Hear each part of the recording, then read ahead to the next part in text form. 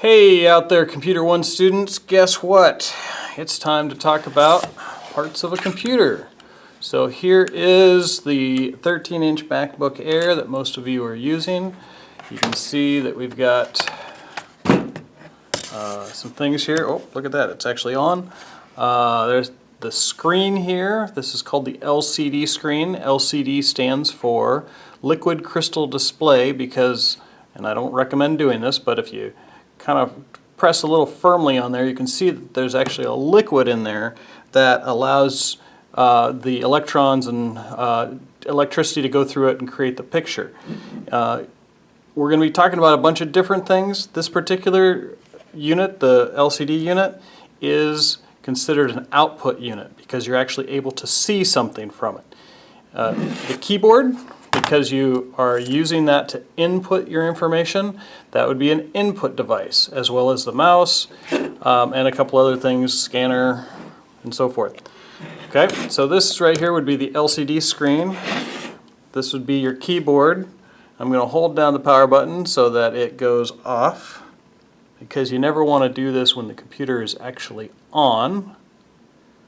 And that appears to be off. Alright, so I've already removed the screws. Oh, I missed one. Just pop that puppy out. Alright. So now, let's see if we can get right into this thing here. Go ahead and zoom in a bit. This is what the inside of your computer looks like. We'll go out just a smidge. And as you can see from this view, we've got a lot going on here. At least we have a lot going on here in this section. This section right here is all battery. It's really hard to imagine, but 1/3 of this unit is the computer and 2/3 of this unit is the battery. So the battery is charged via the charging port over here. The charger comes in and basically charges these 4 panels, and how it works is it starts to charge this unit, then it charges this unit, then it charges this unit, and all this time over here our power cord will register as orange because it's charging. So it goes then to the 4th unit and it charges the 4th unit, and then it comes back and starts recharging all the way across. And that's why it's really important when you see that light go from an orange to a green, that you can actually unplug it, because that will it will keep it from overcharging. If a battery overcharges, a couple of things can happen. Number one, it can explode, but not like boom explode. It will expand and it will make it really hard to use your mouse. But number two, your computer learns how you use the battery. So as you're working along and you look down and you see that the green light's on, it's continuing to charge, and what it does is it basically makes the life of the battery shorter. So you start off with a good 7-hour battery, and before you know it you're down to 3 hours, then you're down to 2 hours, then you have a glorified laptop that is really just a desktop because you can only keep it plugged in. There are cycles that it will go through, and that's just an important thing to know about the battery. The battery looks just about the same on both sides. You can see here they've got some protective plastic that keeps that away from you. But this is the part that keeps your computer running. Now, the basic aspect of any computer is 3 main parts that are all found on the motherboard. So this motherboard is really hard to see a lot of things on because it's so small, because it's modern. This would be the motherboard from an old iMac, actually an eMac to be more precise. Notice the green board, that's often the part of it that says this is your motherboard, and your motherboard is going to hold everything that's important to this computer. On the motherboard will always be the CPU. CPU stands for Central Processing Unit. This is the brains of your computer. This is the thing that runs everything inside your computer and allows it to work. The CPU, Central Processing Unit. Also found on their motherboard would be your RAM, or your RAM slots in this case. Let's see if I can find another one here. This is a 13-inch MacBook Pro from 2012. Right here you can actually see that there's a RAM chip still inside here. This also would be your logic board attached to the motherboard, still housing everything that you need on this computer. But right here, this is your RAM chip. RAM stands for Random Access Memory. There's two types of memory. There's random access memory and there's ROM, or read-only memory. Random access memory allows you to open more applications at once. It allows you to do a lot of copy-paste. It allows you to do a lot of things internally with the computer. Random access memory can be erased very quickly. ROM, on the other hand, which is also built onto your motherboard, stands for read-only memory. And the best example that I can give you for read-only memory is kind of like a newspaper. You open up a newspaper, you're able to read what's on the newspaper, and you're gaining knowledge from that, but you can't change anything that's on that newspaper. RAM you can change, ROM you can't. Okay, so motherboard holds the CPU, the RAM, and the ROM.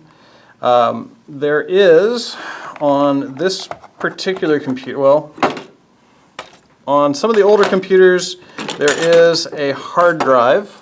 This is known as a SATA hard drive, and we know it's a SATA, or actually this is a serial one because of the ports that are there. That grew into a SATA hard drive, which I thought I had one here.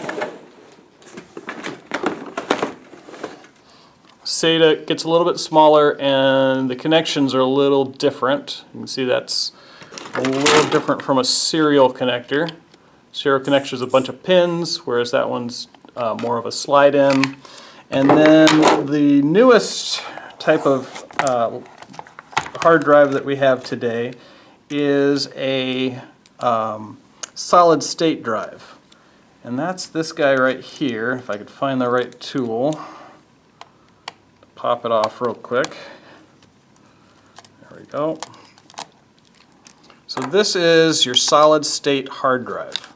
And so you can see where we've come. This would be the SATA drive, which is a serial, this is a serial drive. Graduating to the SATA drive. It has those little slide-ins on it. And then gets to this, which is your solid state memory. Notice how thin it is, what it looks like, and you can see right here, this is just like the kind of memory that is in your phone or in a digital camera or anything like that. Now the great thing about the hard drives, where we go from the solid state, we come back to the SATA drive, and go even farther back to these. This type of hard drive was, it's stored on a silicon chip here, a hard drive. This one actually is broken. You can see it doesn't spin. This right here is kind of like an old record player, and it would actually go find the data that's on there. There we go, pulled it off.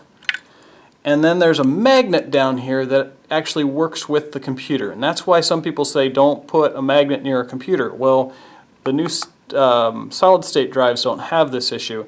But this would be the magnet that's associated with this particular SATA drive. You can see what I like to do when I'm in person for something like this is I always give this to one of the freshmen and say, okay, go ahead and put this back on. You can see it's a fairly sturdy magnet.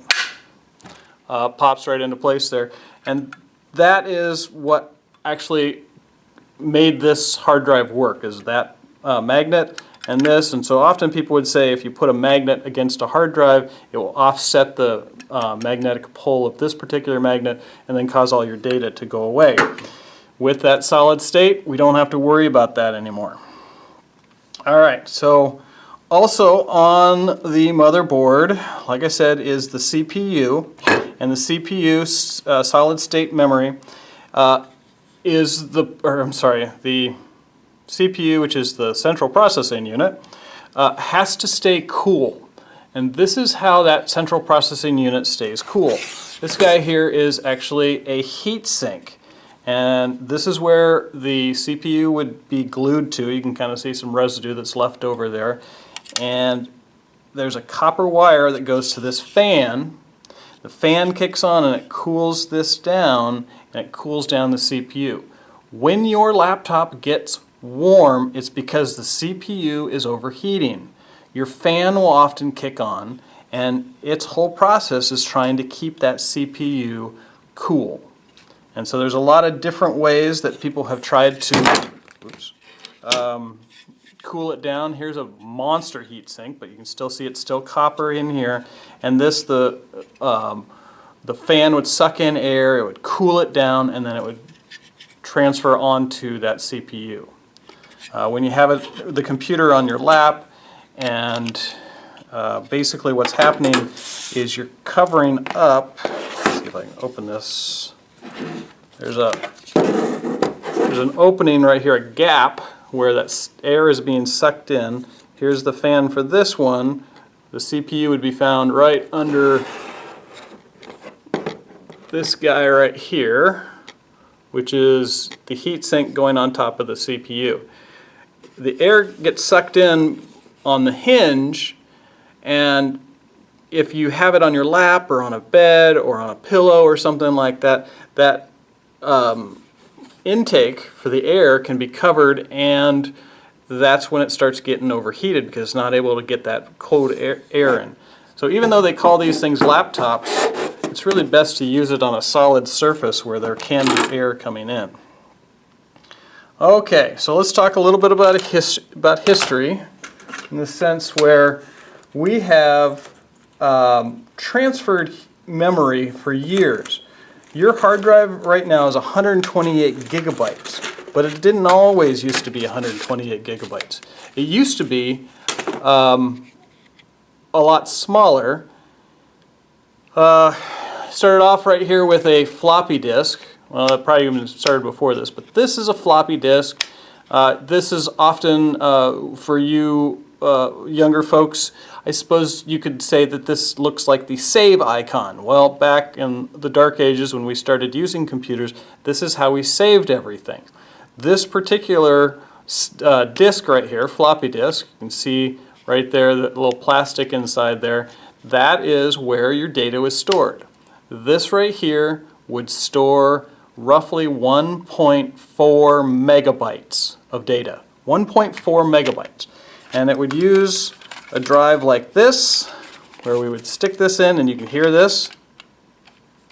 It's not going to make any, oh, maybe I got it upside down. There we go. Okay, here we go. So it actually goes into the slot, and then I've got a cheat sheet here. I can just hit this button, and it ejects. But this right here is an actual disk drive. It looks just like this on the inside. And you can see when it goes into the slot, this little mechanism is going to clamp down on the actual diskette inside. So that goes in, you can see right there. And now I'm able to open my files, save my files. 1.4 megabytes, we thought we were just on top of the world. But things had to change. And in changing, we went to this magical thing. Oh, there it is. Looked like this. Well, not this particular one, but let's pretend this is a CD. This CD was able to hold up to 170 megabytes. So think about when you go from this at 1.4 megabytes and we go to a CD, that's going to give us 170 megabytes. 170 floppy disks could fit on this little tiny thing. We were floored. Ask your parents, they might remember VHSs. You could get a 60-minute or 120-minute VHS tape. It was a big videotape. This DVD replaced that, and it was able to hold 4.3 gigabytes of data. 4.3 gigabytes. So if we started off with this at 1.4 megabytes, tiny, tiny, tiny, we go to this at 170 megabytes, which is much bigger, and then we get the DVD, that's 4.3 gigabytes of data. So suddenly we go from this tiny little, or this thing here giving us this tiny little thing, and we can put nearly 4,000 of these on this disk. We thought we were just flying. And since then, we have gone, well, like I said, this is a 128 gigabyte hard drive on this computer. The hard drives work with binary code. It's you start off with 1, then it goes to 2, 4, 8, 16, 32, 64, 128, 256. So if this is 128 gigabyte, the next one up that you can get is a 256 gigabyte. The one up from there is a 512 gigabyte, and then the one up from there is 1 terabyte, which would be doubling every time. So you can see how that works. Let's see, what else can we talk about? It's not as common anymore, but ways to get connected to the internet. We started off with this massive plug right here, which actually is an Ethernet plug. You could also plug in your phone port, and you'd plug that into a modem. And a modem stands for modulate demodulate, and basically that allowed your computer to handshake with the internet. Moving up from there, we went to a wireless card. It looks a lot like this. This is actually an Airport Extreme card. We thought we were really flying with this particular unit. It just plugged in. There's an antenna that is still used today. The new wireless card on this unit is this guy right here. You can see these two things that are attached to it. The wires go into the hinge, and then they actually go up the side of the LCD. Why is that, you might ask? Because when you open up your laptop, what's the highest point on the computer? So your Wi-Fi antenna is actually up at the top so that you're able to get a better signal. Alright, so let's see. Video card. A video card is what allows you to view video on the screen or pictures. Now we started off back early days of computing, probably the 1980s, we had a text interface. So you would open up your screen and you would just see a prompt. It would be similar to if you have a PC and you type in the search window CMD, it opens up a command prompt, or if you're on a Mac and you open up the terminal, you can see that there's just text. This is how we were able to actually view computers. And so you would have to know certain codes to type in and be able to, you know, be kind of a, it's where the, you know, programming language first kind of started. So you'd type in catalog or log, and it would actually bring up that information. From that point, we went to what's called a GUI interface, and so that's GUI, GUI interface, and that stands for Graphic Unit Interface, and that's what we see now. If I was to turn this computer back on, the GUI interface takes all the code that somebody typed in on the keyboard and it puts it into a picture that shows up here on the screen. I'll put the case back on here real quick so that we don't get anything in the fan or anything. And so that GUI interface now looks like this. We're with a startup screen. It's going through the processes. It's opening up different programs, and suddenly it says login time. Yep, here's the login time. Here's where we are. The picture is all because of that GUI interface. Otherwise, you would just see text. Okay, we talked about the hard drives, the different types. We talked about CPU, Central Processing Unit, also known as the brains of the computer. We talked about RAM and we talked about ROM. RAM, remember, is your random access memory. Your ROM is your read-only memory. We talked about the motherboard. Remember, the motherboard is what holds everything on the computer, all the important parts of the computer, I should say, right here. We talked about CD-ROMs a little bit. We talked about the CD itself. We didn't talk about the ROM drive, which reads your data with a laser, which is kind of cool. We talked about floppy drives back in the history. ROM, we talked about that. Sound card, we didn't really talk too much about the sound card. One of the things about a laptop is that the speakers on a laptop are really fairly small on most of them. You can spend a little bit of money and get a laptop with a good sound system, but to the most part, you know, your speaker's only going to be about this big. So when you have a desktop machine, your speakers can be a lot bigger because you can put in more bigger and badder speakers right there. Same thing with a laptop. You can spend a little money and plug one in, but then it's not as portable as your laptop should be. We talked about the modem. Oh, BIOS. We didn't talk about BIOS per se. BIOS is a system that is basically anything that you put into the computer or take out of the computer or get from the computer is your BIOS system. BIOS stands for Basic Input Output System, so BIOS, Basic Input Output System. So as an example, your input is your keyboard, your scanner, your output would be your monitor or a printer or your screen. Well, that would be that too. Okay, and last but not least, a bug, a computer bug. We've always heard about a computer bug. There's so many processes that are going on in your computer all without you even knowing. Right now there are multiple things happening while you're watching this video. Computer parts telling different computer parts to do different things, all at the same time. And occasionally those collide. And when they collide, you get a little bug. It could be an issue in the programming language itself for the program. It could be just could be anything, really. It's a bug. It's a mistake. It's a oops. Back when we had one of the first computers called an ENIAC.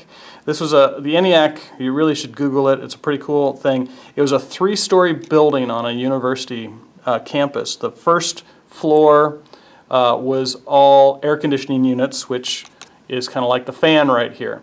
The second floor was all tubes and different sorts of electrical devices that were putting it all together.